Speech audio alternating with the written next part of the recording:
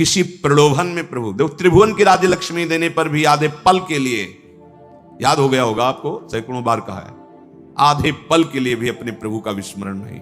इसे दृढ़ता कहते हैं। और भयानक से भयानक पीड़ा और कष्ट होने पर भी प्रभु का विस्मरण नहीं। देखो यहां तो जरा सा कुछ विक्षेप हो गया तो भजन ही नहीं है, भजन ही नहीं है। वैसे ही भजन ने बिना विक्षेप के, फिर शारीरिक कोई पीड़ा, कोई बहादुर आदमी वही होता है जब उसके घाव लगते हैं ना रणभूमि में, तो उसको और आवेश आता है शत्रु को मारने का। ऐसे ही उपासक होता है, बुखार है, कष्ट है, पीड़ा है, नाना प्रकार के दुख हैं, उसको और आवेश आता है, पहले से भी और अधिक नाम जप। ये जीतने का मार्ग है, हारने का नहीं।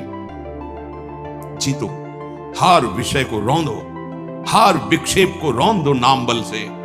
भजन नहीं छूट, नहीं मन लग रहा चिल्लाओ राधा राधा राधा राधा राधा। ऐसे अगर तुम मन फंसा लेगा, जान गया कि जरा सा दुख दो भजन छोड़ देगा, नहीं। बाबा कह रहे ऐसा भजन, पहले तो निरंतर भजन का आदेश दिया, ऐसा भजन जिसमें इतनी दृढ़ता कि चाहे प्राण चले जाएं, संख्या वाली बात नहीं रह गई, चाहे प्राण छूट जाएं कोई बात अलग। जैसे एक जगह महापुरुषों के वचन सुने थे, या तो गाढ़ नींद में हो तो तुम्हारी बात अलग, और या मृत्यु में मूर्छा में हो तो तुम्हारी बात अलग। नहीं, अगर चेतना है तो नाम नहीं छूटेगा, चेतना है तो नाम नहीं छूटने देगा।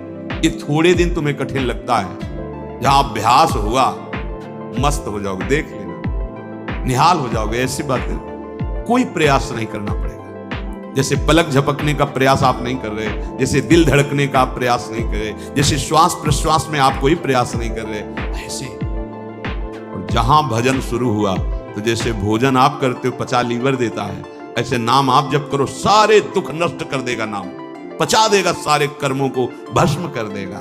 दृढ़ता, अभी हमारे अंदर दृढ़ता नहीं, थोड़ा सा व्यवहार, थोड़ा सा सम्मान, थोड़ी सी प्रतिकूलता, अपमान भजन छुड़वा देगा। देख लो, ऐसी दृढ़ता की प्राण निकलने की भी बात हो तो राधा राधा राधा, नाम नहीं छूट सकता। सातवां, जहां भगवान की लीलाएं हुई उनमें अत्यंत आसक्ति हो जाना। ये ब्रज 84 कोश भगवत लीला क्षेत्र है, इसमें आसक्त हो जाना। भले आप नहीं रह पा रहे हैं, लेकिन आप कहीं भी हो, आश्रय इधर हो वृंदावन। जब आपको छुट्टी मिली भागे वृंदावन, एक दिन ही सही परिक्रमा लगाई, दर्शन किया, सत्संग किया। भगवत लीला स्थलियों में आसक्ति, आसक्ति का मतलब होता है फिर और कहीं जाने की इच्छा नहीं होगी। जैसे विदेश में गया हुआ आदमी छुट्टी पाया तो अपने देश जा, तो अपने घर की बात सोचे, घर जाना है, ये हमारा घर है वृंदावन। हम भूल से माया में अनेक संबंध स्थापित करते हुए भटक रहे हैं। आ जाओ, हरि और किशोरी जो, ललिता विशाखादि सखियां, दिव्य वृंदावन, ये हमारा घर और ये हमारे घर की जगह। आए मिले परिवार आपने, हरि हंस कंठ लगायो, भाग बड़ो वृंदावन पायो। ये 7 बातें जब कोई धारण करता है और 4 विघ्नों से बच जाता है तो उसके हृदय में अंतर्दृष्टि प्रकाशित हो जाती है। ये 4 दुष्कृत हैं, अनर्थ, ध्यान से सुनना। ये 7 बातें स्वीकार करनी है और इन 4 बातों से बचना है। पहला है दुष्कृत जात अनर्थ, पूज्य श्री राधा बाबा। पूर्व जीवन में जो हमसे पाप हुए हैं, बड़े बड़े बुरे कर्म हुए, पूर्व में लाखों अनंतों जन्मों का बात आ गई। अभी अज्ञानी जी ऐसे तर्क करते हैं, कौन जाने पीछे कर्म हुआ है कि नहीं। अभी नया बच्चा जो प्रकट हुआ है वो किसी विद्यालय में तो नहीं गया कि शिक्षा दी गई हो। आप ऐसे करो वो भयभीत हो जाए, मतलब जानता है भय का क्षेत्र है। माँ जब दुग्ध तो पीने लगता है, इसका मतलब ये पूर्वाभ्यासी है, इसका दुलार करो, ऐसे पुचकारो, वो किला, इसका मतलब है जानता है, इसे प्यार कहते हैं और ये इसको प्रहार कहते हैं। वो बड़ा पुरातन है, कपड़ा नया बदला हुआ है, अभी जीव नया है। कर्म भोग जब होते हैं, कई प्रश्न करते हैं कि अभी तो 10 वर्ष का बालक था, उसने इतना बड़ा पाप क्या किया, ऐसा ऐसा, क्या जानते हो। कपड़ा 10 वर्ष का है लेकिन पहनने वाला बहुत पुरातन है, वो भगवान का अंश है, न जाने कितने शरीरों का त्याग करते हुए पाप कर्म किए, तो वो उसको दंड मिल रहा है। महापुरुषों के वचन, ये अज्ञानी जनों के ऐसे तर्क होते, कैसे उनको समझाए। कह रहे हैं कि जो तुमने पूर्व जीवनों में पाप कर्म किए हैं, अब तुम भजन में लग रहे हो, तुम्हारा अंतिम जन्म का निर्णय है कि मैं भगवत प्राप्त हो जाऊं, अब वहां से हिसाब फटाफट होगा।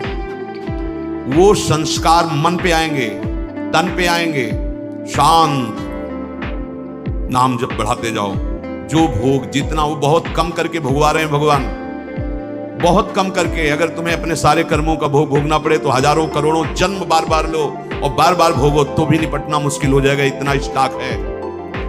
अब इसी जन्म में थोड़ा थोड़ा करके भुगा करके अपने पास बुला लेते हैं, अत्यंत कृपा है। जो भी दुष्कृत जात अनर्थ तुम्हारे जीवन में आएगा, दो प्रकार से, एक दंड रूप से आएगा और एक आएगा पाप कर्म कराने की प्रेरणा रूप से। ध्यान दीजिए, एक को तो भोग लेना है दंड को, दूसरा आएगा मन में बैठ करके पाप कर्म कराने की प्रेरणा देगा, पाप कर्म कराने की सुविधा देगा।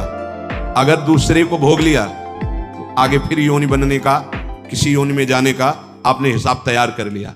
समझ लीजिए, धर्म पूर्वक भोग स्वीकार की आज्ञा है, अधर्म पूर्वक जो हमारे कृत्य हुए हैं वो दो प्रकार का प्रभाव डालेंगे। पूज्य श्री राधा बाबा कह रहे, एक तो ये दंड रूप से, जैसे कोई रोग आ जाना, कोई अपमानित कर रहा है, कोई निंदा कर रहा है, आदि आदि, बड़ा तिरस्कार हो रहा, शांत तुम्हारे पाप नष्ट हो रहे। एक आता है मन में, ये अंतर का है, इतनी गंदी वासना और उसी वासना के अनुसार सुविधा, वही भोग तुम्हें मिलेगा जो तुम्हारे अंदर वासना बढ़ी हुई है।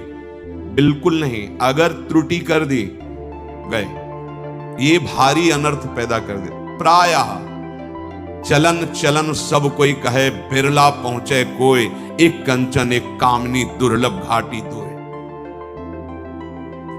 बहुत सावधान, ये बार बार आपको भजन करते समय बुरे कर्मों की स्फुरणा बुराई की तरफ घसीटेगी। एक मिनट के लिए इससे छोड़ दो, बस नाम जब साधन सब चलो, एक मिनट बस हो स्मरण असुर संसार की, बड़ा गजब है। एक मिनट के लिए भी इसे चैन नहीं है, जरा सा छूट पाई बस भागा संसार में, कोई न कोई पूर्व देखे हुए दृश्य, सोची हुई बातें सामने लगे। इसको अवसर तभी, इसलिए दृढ़ता पूर्वक भजन, पूरा ध्यान रहे इस पहले अनर्थ से हटने के लिए। अगर हमें शारीरिक कोई दुख मिल रहा है, बाहरी व्यवहारिक दुख मिल रहा है, मुझे भगवान से प्रश्न नहीं करना, वो सर्वज्ञ हैं, उन्होंने जानबूझ करके हमारे कर्मों का नाश करने के लिए ये विधान रचा है। मस्ती में भोग लो, आप कहोगे दुख मस्ती, हाँ मस्ती तो उसी को कहते हैं जो निंदा अपमान तिरस्कार और दुख को सह के निकल जाए, उसे मस्ती कहते हैं। मूर्खता को मस्ती थोड़ी कहते हैं। ये आप मदिरा पिए हो, दंडता कर रहे हो, पापाचरण, बोले बहुत मौज और मस्ती है, ये बहुत हिसाब गहरा पड़ेगा, सह नहीं पाओगे। मस्ती तो उसी को कहते हैं, भारी से भारी अपमान तिरस्कार दुख सह गए और निकल गए, भगवत मार्ग में आगे बढ़ गए, बलिहारी उस चरणों की, उस महात्मा की, उस साधक की, जो ऐसे उसे मस्त कहते हैं। वाह वाह रे फकीरा वाह जी, धन्य है तू, निकल गया माया को रौंद के। तो फकीर का मतलब केवल वेश से नहीं है, अंतर से। सबको भगवत प्राप्ति करने का अधिकार है, सब महात्मा हो सकते हैं, चाहे जिस वेश में हो, बस आचरणों को सुधार करके स्थिति को लाओ। स्थिति प्रज्ञ को महात्मा कहते हैं।